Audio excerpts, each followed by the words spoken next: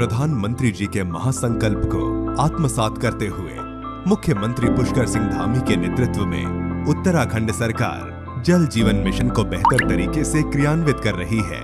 साथ ही राज्य के नागरिकों को सहभागी बनाकर हर घर में शुद्ध पेयजल पहुंचाने के लिए कृत संकल्पित है। राज्य की अधिकांश भूमि पहाड़ी होने की वजह से पानी की काफी समस्या हुआ करती थी। कई स्थानों पर तो पानी लाने के लिए बच्चों एवं महिलाओं को दूर तक जाना पड़ता था। जल जीवन मिशन से शुद्ध पेयजल की समस्या काफी हद तक दूर हुई है। जल जीवन मिशन के तहत हमारी ग्राम पंचायत में पानी की समस्या काफी हद तक खत्म हो चुकी है और सभी ग्राम वासियों के पास हर घर में नल और हर घर में जल है। अब घर में भरपूर पानी आने से स्थानीय लोगों ने घर में ही पर्यटकों के लिए होम स्टे जैसी सुविधाएं प्रारंभ कर दी हैं, जो पर्यटकों के लिए ठहरने का बेहतर विकल्प भी है। स्थानीय लोगों के लिए आजीविका का एक जरिया बना है। हमारे यहाँ पहले 1-2 होम स्टे हुआ करते थे और उनके लिए उन लोग टैंकर से पानी डलवाते थे, लेकिन अब सभी को पानी पर्याप्त मात्रा में मिल रहा है तो सभी ने होम स्टे बनाने शुरू कर चुके हैं और लोगों को इससे काफी फायदा है। राज्य के ग्रामीण क्षेत्रों के लगभग 15 लाख घरों में से 7 लाख से अधिक घरों को नलों से जोड़ा जा चुका है। शहरी क्षेत्रों में लगभग 12 लाख घरों में से 5 लाख से अधिक घरों को पेयजल योजना से जोड़ा जा चुका है। उत्तराखंड सरकार द्वारा दिसंबर 2020 तक हर घर तक शुद्ध पेयजल पहुंचाने का लक्ष्य रखा गया है। मुख्यमंत्री पुष्कर सिंह धामी के नेतृत्व में जल जीवन मिशन राज्य में आजीविका के नए आयाम रचते हुए पलायन को विराम दे रहा है, साथ ही आत्मनिर्भरता की संकल्पना को भी साकार कर रहा है। जल जीवन मिशन, हर घर खुशियां, हर घर जल।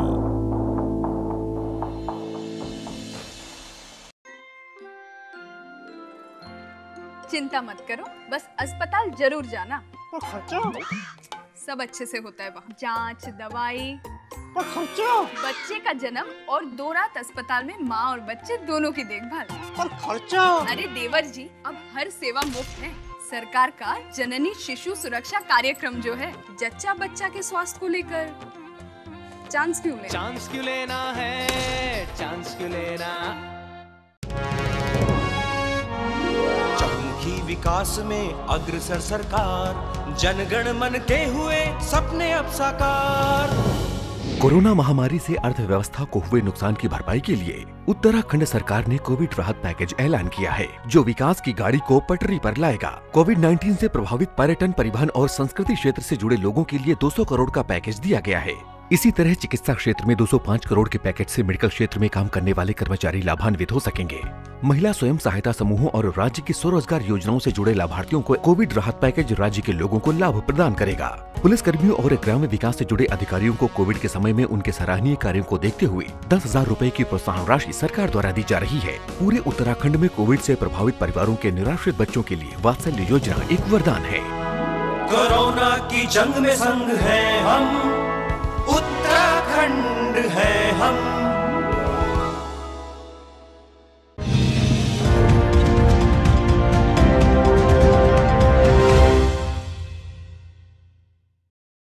नमस्कार, देवभूमि समाचारों में आप सभी का स्वागत है। मैं हूं आपके साथ रक्षंदा खान। आगे आप मेरे साथ देखेंगे उत्तराखंड की तमाम छोटी बड़ी खबरें विस्तार से, लेकिन सबसे पहले एक नजर हेडलाइंस पर। विश्व एड्स दिवस के मौके पर आयोजित कार्यक्रम में शामिल हुए सीएम धामी। प्रदेश में एड्स के मरीजों को मिल रहा बेहतर इलाज, एड्स के प्रति लोगों को किया जागरूक। कोरोना के नए वेरिएंट से बचाव के लिए प्रदेश में एसओपी जारी। स्कूल, कॉलेज, रेलवे स्टेशन समेत चेक पोस्ट पर होगी सैंपलिंग। सीएम धामी ने दिए कोविड टेस्टिंग बढ़ाने के निर्देश। प्रदेश की हर विधानसभा का दौरा करेंगे पूर्व सीएम हरीश रावत। बोले भाजपा की जनविरोधी नीतियों को लेकर जाएंगे जनता के बीच। बोले उत्तराखंडियत को बचाने का अभियान। और हरिद्वार जिले में 40 परिवारों को 10 सालों से नहीं मिला मतदान करने का अधिकार। विधायकों से लेकर मंत्रियों तक लगा चुके हैं गुहार, अपने अधिकार से आज भी वंचित। हेडलाइंस के बाद बुलेटिन में खबरें विस्तार से। और सबसे पहले बात कर लेते हैं मुख्यमंत्री पुष्कर सिंह धामी की। मुख्यमंत्री पुष्कर सिंह धामी ने बुधवार को देहरादून में एड्स दिवस के मौके पर आयोजित कार्यक्रम में राज्य स्तरीय कार्यक्रम में शिरकत की। कार्यक्रम के दौरान ऐसे लोगों के प्रति जागरूक किया जिन्हें एड्स की बीमारी होती है और लोगों को इस बीमारी को छुआछूत की बीमारी समझने पर गलत बताया। इस दौरान सीएम धामी ने कहा कि राज्य में एड्स के मरीजों को लेकर बेहतर इलाज की व्यवस्था कराई जा रही है। इसके साथ ही सीएम ने कहा कि राज्य में आयुष्मान योजना का कार्ड बनवाने के लिए कोई शुल्क नहीं देना होगा। और एड्स के जितने भी हमारे इस प्रकार के जो भी केस हैं, मरीज हैं, अगर वो कहीं आते हैं तो उनकी ठीक प्रकार से देखभाल हो, उनके साथ हमारा अच्छा व्यवहार हो, किसी प्रकार का संकोच न हो, उसके लिए उन सभी को प्रोत्साहित किया। और साथ में आयुष्मान भारत योजना जो विश्व की आज स्वास्थ्य के क्षेत्र में सबसे बड़ी योजना माननीय प्रधानमंत्री नरेंद्र मोदी जी ने शुरू की है, उस योजना के तहत हम लोगों ने यहाँ पर उत्तराखंड में एक तो सबसे पहले काम किया है कि अब इस योजना का आयुष्मान कार्ड बनाने के लिए कोई भी शुल्क नहीं देना होगा। और इसके साथ साथ परिवार रजिस्टर में जिनका नाम अंकित होगा वो भी अपना आयुष्मान कार्ड बना सकते हैं, जिनके पास वोटर आईडी होगी वो भी अपना बना सकते हैं, राशन कार्ड होगा उससे भी जो है वो अपना कार्ड बना सकते हैं और अपना इलाज करवा सकते हैं। हमने इसके लिए अस्पतालों को भी, अपने स्वास्थ्य विभाग के लोगों को भी, प्रशासन के लोगों को भी, सभी से कहा है कि जिसके पास भी आयुष्मान योजना का कार्ड होगा उसको इस योजना का लाभ यथाशीघ्र दिलाया जाए, उनकी मदद की जाए। प्रदेश भर के जिलों के साथ ही देहरादून पहुंची शहीद सम्मान यात्रा में मुख्यमंत्री पुष्कर सिंह धामी भी शामिल हुए। शहीद सम्मान यात्रा शहीद मेजर चित्रेश बिष्ट के घर पहुंची, जहां से शहीद चित्रेश बिष्ट के घर के आंगन की मिट्टी ली गई। ये मिट्टी सैन्य धाम के निर्माण के लिए इस्तेमाल की जाएगी। यशस्वी प्रधानमंत्री जी ने जिनकी कल्पना के अनुसार उन्होंने उत्तराखंड को 5वां धाम सैन्य धाम घोषित किया है, तो उस सैन्य धाम के लिए पूरे प्रदेश के जितने भी हमारे शहीद हैं, सभी शहीदों के परिवार के आंगन की मिट्टी वहाँ लाकर उसको सैन्य धाम के निर्माण कार्य में लगाया जाएगा, उनकी स्मृति में वहाँ पर रखा जाएगा। आज मेजर चित्रेश बिष्ट उनके परिवार से उनके आंगन की मिट्टी भी उस सैन्य धाम के लिए जा रही है। आज हम मेजर चित्रेश बिष्ट का जो बलिदान है उसको नमन करते हैं और उनको श्रद्धांजलि अर्पित करते हैं। आज ही उनका जन्म दिवस भी है। इस जन्म दिवस के दिन मैं अपनी तरफ से बहुत उनको अपनी श्रद्धांजलि अर्पित करता हूँ। उत्तराखंड में कोरोना के नए वेरिएंट ओमिक्रॉन के बचाव के लिए एसओपी जारी कर दी गई है, जिसके तहत सभी जिलाधिकारियों से राज्य के airport, railway station, border check post, पर्यटन स्थल और भीड़भाड़ वाली सभी जगहों पर रैंडम सैंपलिंग कराने और संक्रमित पाए जाने वाले व्यक्तियों को कोरोना प्रोटोकॉल के तहत चिकित्सा सुविधा देने के लिए कहा गया है। एसओपी में राज्य के सभी महाविद्यालय, मेडिकल और नर्सिंग कॉलेज और शैक्षिक संस्थानों में कोविड सैंपलिंग के निर्देश दिए गए हैं। इसके साथ ही राज्य की सीमा से लगे नेपाल से आवाजाही के समय में कोरोना वैक्सीन की दोनों डोज लगाने के बाद प्रमाण पत्र रखना अनिवार्य किया गया है। नहीं, उसको लेकर अभी हमने कल एक हाई स्तरीय एक समिति की हमने पूरी चीफ सेक्रेटरी और सारे जितने भी सेक्रेटरी हैं उनके साथ हमने मीटिंग करी है। हम लगातार रैंडम टेस्ट को बढ़ाएंगे और जो टेस्ट है उसको भी हम बढ़ाएंगे। हमारा लक्ष्य है कि 25,000 पर डे के हम टेस्ट करेंगे और एयरपोर्ट है, रेलवे स्टेशन है, सभी पर जो ज़रूरी सावधानियां हैं वो हम सब करेंगे। हमने सभी जिला प्रशासन को कहा है कि 1 हफ्ते का समय दिया है, 1 हफ्ते में सारा ऑब्जर्वेशन आने के बाद हम नई एडवाइजरी जारी करेंगे। वहीं मुख्यमंत्री पुष्कर सिंह धामी ने राज्य में कोविड के नए वेरिएंट को लेकर अधिक सतर्कता बरतने के निर्देश दिए हैं। सीएम धामी ने कोविड सैंपलिंग बढ़ाने के निर्देश दिए हैं। रोजाना कम से कम 25,000 टेस्टिंग कराने के निर्देश दिए गए हैं। सीएम 1 हफ्ते के बाद एक बार फिर कोविड के हालातों की समीक्षा करेंगे। हमने अभी इसकी समीक्षा करी थी और हम अभी इस पर टेस्टिंग बढ़ा रहे हैं। हमारा लक्ष्य है कि 25,000 की रोज की टेस्टिंग करें। हम जो रैंडम टेस्ट है वो शुरू कर रहे हैं। इसके साथ साथ हमने 1 हफ्ते का समय लिया है। 1 हफ्ते के अंदर हम पुनः इसकी समीक्षा करेंगे और कहीं पर भी कोई कमी होगी तो किसी प्रकार से भी जान माल के साथ कोई भी समझौता नहीं किया जाएगा। हर प्रकार से उसको सख्ती की जाएगी और जो जरूरी काम है वो किए जाएंगे। उत्तराखंड में कोविड के नए वेरिएंट ओमिक्रॉन को लेकर सतर्कता बरती जा रही है। इस वेरिएंट की जांच के लिए दून मेडिकल कॉलेज में जीनोम सीक्वेंसिंग का सहारा लिया जा रहा है। राज्य के स्वास्थ्य सचिव डॉक्टर पंकज पांडे ने कहा है कि फिलहाल घबराने की जरूरत नहीं है। उत्तराखंड में कोविड के नए वेरिएंट की एंट्री जब तक बाहर से नहीं होगी तब तक यहां पर कोई खतरा नहीं है। क्योंकि WHO ने एक नोटिफाई किया है एक नया वेरिएंट, तो उसको लेके सतर्कता बरती जा रही है। हम लोग जो बाहर से आने वाले लोग हैं उनको रैंडम आधार पर टेस्टिंग कर रहे हैं। सारे बॉर्डर्स पे, एयरपोर्ट पे, रेलवे स्टेशन पे, बस स्टैंड पे, सब जगह टेस्टिंग चालू करी हमने। इसके अलावा हमने सबसे पहले शुरुआत करी कि पुलिस वाले और जितने फ्रंट लाइन वर्कर हैं, हमारे health care worker, front line worker, ये जानने के लिए कि कहीं समाज में कहीं पे ऐसा इन्फेक्शन तो नहीं, क्योंकि वो लोग लगातार पब्लिक से मिलते रहते हैं, उनकी भी टेस्टिंग कर रहे हैं टू बिगिन विद। और माननीय मुख्यमंत्री जी ने ये निर्देश दिया है कि 25,000 टेस्टिंग पर डे होनी चाहिए मिनिमम, तो वो भी हम लोग कर रहे हैं। इसके अलावा जितने भी पॉजिटिव सैंपल्स आ रहे हैं, जो लोग पॉजिटिव हो रहे हैं, उनके सैंपल्स हम लोग जीनोमिक सीक्वेंसिंग के लिए भी भेज रहे हैं, जिससे हमको ये मालूम चल सके कि कौन सा वेरिएंट है जो उत्तराखंड में फैल रहा है या किसकी वजह से ज्यादा केसेज आ रहे हैं। वहीं कोरोना वायरस के बढ़ते खतरे को देखते हुए जिला प्रशासन और स्वास्थ्य विभाग की ओर से तमाम एहतियाती कदम उठाए जा रहे हैं। देहरादून जिलाधिकारी की ओर से जारी किए गए आदेश में सभी सरकारी विभागों के कर्मचारियों को निर्देशित किया गया है कि कोरोना की गाइडलाइंस का पालन करते हुए सभी विभाग में मास्क अनिवार्य रूप से पहना जाएगा। नियमों का पालन न करने पर विभागीय कार्यवाही भी की जाएगी। हाँ, मास्क देखिए पहले से ही इंस्ट्रक्शंस हैं, चाहे वो हमारे ऑफिसर्स हों, सार्वजनिक जगह हों, हमने जो है स्ट्रिक्ट निर्देश दिए हैं कि सब जगह लोग मास्क पहने और अप्रोप्रिएट कोविड अप्रोप्रिएट बिहेवियर का अनुपालन सुनिश्चित करें और SOP का भी पालन करें। वहीं अब राजाजी टाइगर रिजर्व प्रशासन ने भी सख्ती बरतनी शुरू कर दी है। राजाजी पार्क में उन्हीं पर्यटकों को प्रवेश की अनुमति दी जाएगी जिन्होंने कोरोना टीके की दोनों डोज लगवा ली हो। इतना ही नहीं, सफारी के दौरान पर्यटकों को केंद्र और राज्य सरकार की ओर से जारी कोरोना गाइडलाइंस का भी पालन करना होगा।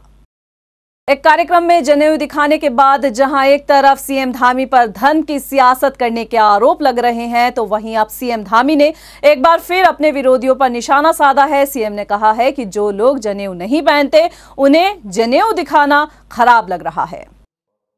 मैं जनेऊ पहनता हूं, मैंने जनेऊ इसलिए दिखाया। मैं उनकी बात कर रहा था जो जनेऊ नहीं पहनते हैं, वो भी जनेऊ पहनने के लिए मजबूर हैं। मोदी जी ने जब से धर्म की बात की है, मोदी जी ने जब से जो है आस्था की बात की है, देश के अंदर मंदिरों की बात की है, हम लोगों ने बात की है, तो वो सब मजबूर हो रहे हैं। मैंने तो ये नहीं कहा कि मैं इस पे कोई सियासत कर रहा हूँ। मैंने उस दिन कार्यक्रम में ये कहा था कि मैं जैसे जनेऊ पहनता हूँ तो बचपन से पहनता हूँ, जब से मेरा यज्ञोपवीत संस्कार हुआ है, मैं एक हिंदू परिवार में पैदा हुआ हूँ, तो मेरे धर्म में है कि जनेऊ पहनना है, तो मैंने जनेऊ दिखाया, उसमें कौन सी कमी है। उत्तराखंड में 2022 के विधानसभा चुनाव को देखते हुए पूर्व मुख्यमंत्री हरीश रावत ने 1 महीने के भीतर राज्य की सभी विधानसभाओं में दौरा करने की बात कही है। उन्होंने कहा है कि हर विधानसभा में जाकर वो केंद्र और राज्य सरकार की विफलताओं को जनता तक पहुंचाएंगे और अभियान का लक्ष्य उत्तराखंडियत की रक्षा करना है।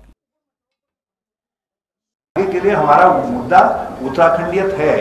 उत्तराखंडियत से जुड़े हुए सवाल हैं, जिन सवालों की अवहेलना किन लोगों ने की है उनको हम स्पष्ट तौर पर चिन्हित करेंगे और हम लोगों से कहेंगे, एक तरफ ये हैं जिन्होंने ये उत्तराखंडियत के इशू हैं, उससे जुड़े हुए इशू हैं, उसको सिग्निफाई करने वाले इशू हैं, और इन इश्यूज के विरोध में जो ताकतें खड़ी हैं, आप इनको पहचानिए और इनका विरोध करिए। वहीं पूर्व सीएम हरीश रावत ने देहरादून में विधानसभा सत्र कराने पर धामी सरकार पर हमला बोला है। उन्होंने कहा है कि भराड़ीसैंण में सत्र कराने से सरकार को ठंड लग रही है और इसी वजह से सरकार वहां सत्र नहीं कराना चाहती है, लेकिन गैरसैंण में सत्र ना कराकर सरकार गैरसैंण का अपमान कर रही है। तो यदि ठंड है तो हिमालयी राज्य के इतने बड़े भूभाग के लोग कैसे उन एरियाज में रह रहे हैं? आप कैसे उन सब का अपमान कर सकते हैं जो ठंड से संघर्ष करते हुए अपना जीवन यापन कर रहे हैं? तो ये सवाल इसमें प्रीतम सिंह जी का या गोदियाल जी का उनका नहीं आता है। सवाल ये आता है कि तुमने जो बात तय कर दी थी, सरकार ने एक निर्णय किया और वो निर्णय सार्वजनिक किया गया, आप ही लोगों ने छापा, आप ही लोगों ने प्रचारित किया और उसके अनुसार हमने गैरसैंण में विरोध स्वरूप जो है गैरसैंण में जनता के सवालों को लेकर के प्रदर्शन की घोषणा भी कर दी, सब कर दी। अब देहरादून आने का कारण क्या है और वो कारण जो कहा जा रहा है ठंड बताई जा रही है, हमने कहा ये अपमान है। बुलेटिन में फिलहाल इतना ही, मुझे दीजिए इजाजत, लेकिन चलते चलते एक नजर हेडलाइंस पर। नमस्कार। विश्व एड्स दिवस के मौके पर आयोजित कार्यक्रम में शामिल हुए सीएम धामी। प्रदेश में एड्स के मरीजों को मिल रहा बेहतर इलाज, एड्स के प्रति लोगों को किया जागरूक। कोरोना के नए वेरिएंट से बचाव के लिए प्रदेश में एसओपी जारी। स्कूल, कॉलेज, रेलवे स्टेशन समेत चेक पोस्ट पर होगी सैंपलिंग। सीएम धामी ने दिए कोविड टेस्टिंग बढ़ाने के निर्देश। प्रदेश की हर विधानसभा का दौरा करेंगे पूर्व सीएम हरीश रावत। बोले भाजपा की जनविरोधी नीतियों को लेकर जाएंगे जनता के बीच। बोले उत्तराखंडियत को बचाने का अभियान। और हरिद्वार जिले में 40 परिवारों को 10 सालों से नहीं मिला मतदान करने का अधिकार। विधायकों से लेकर मंत्रियों तक लगा चुके हैं गुहार, अपने अधिकार से आज भी वंचित।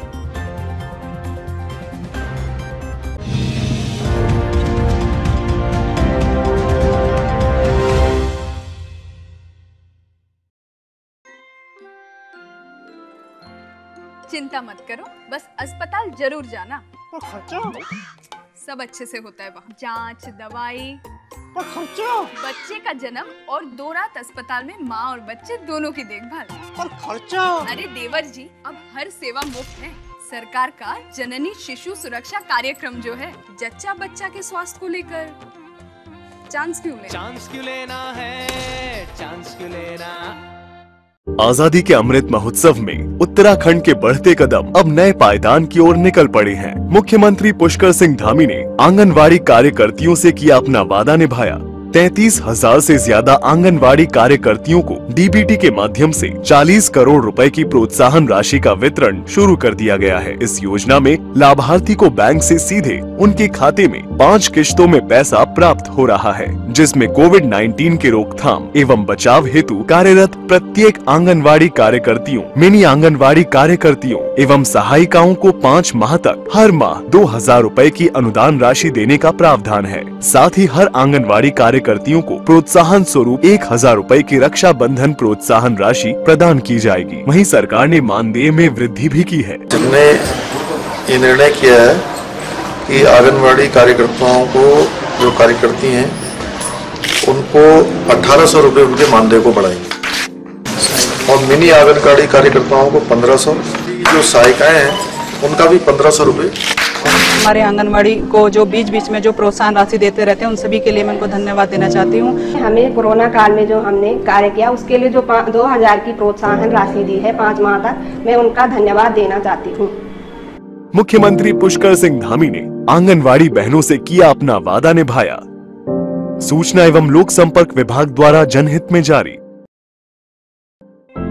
प्रधानमंत्री जी के महासंकल्प को आत्मसात करते हुए मुख्यमंत्री पुष्कर सिंह धामी के नेतृत्व में उत्तराखंड सरकार जल जीवन मिशन को बेहतर तरीके से क्रियान्वित कर रही है। साथ ही राज्य के नागरिकों को सहभागी बनाकर हर घर में शुद्ध पेयजल पहुंचाने के लिए कृत संकल्पित है। राज्य की अधिकांश भूमि पहाड़ी होने की वजह से पानी की काफी समस्या हुआ करती थी। कई स्थानों पर तो पानी लाने के लिए बच्चों एवं महिलाओं को दूर तक जाना पड़ता था। जल जीवन मिशन से शुद्ध पेयजल की समस्या काफी हद तक दूर हुई है। जल जीवन मिशन के तहत हमारे ग्राम पंचायत में पानी की समस्या काफी हद तक खत्म हो चुकी है और सभी ग्राम वासियों के पास हर घर में नल और हर घर में जल है। अब घर में भरपूर पानी आने से स्थानीय लोगों ने घर में ही पर्यटकों के लिए होम स्टे जैसी सुविधाएं प्रारंभ कर दी हैं, जो पर्यटकों के लिए ठहरने का बेहतर विकल्प भी है। स्थानीय लोगों के लिए आजीविका का एक जरिया बना है। हमारे यहाँ पहले 1-2 होम स्टे हुआ करते थे और उनके लिए वो लोग टैंकर से पानी डलवाते थे, लेकिन अब सभी को पानी पर्याप्त मात्रा में मिल रहा है तो सभी ने होम स्टे बनाने शुरू कर चुके हैं और लोगों को इससे काफी फायदा है। राज्य के ग्रामीण क्षेत्रों के लगभग 15 लाख घरों में से 7 लाख से अधिक घरों को नलों से जोड़ा जा चुका है। शहरी क्षेत्रों में लगभग 12 लाख घरों में से 5 लाख से अधिक घरों को पेयजल योजना से जोड़ा जा चुका है। उत्तराखंड सरकार द्वारा दिसंबर 2020 तक हर घर तक शुद्ध पेयजल पहुंचाने का लक्ष्य रखा गया है। मुख्यमंत्री पुष्कर सिंह धामी के नेतृत्व में जल जीवन मिशन राज्य में आजीविका के नए आयाम रचते हुए पलायन को विराम दे रहा है, साथ ही आत्मनिर्भरता की संकल्पना को भी साकार कर रहा है। जल जीवन मिशन, हर घर खुशियां, हर घर जल।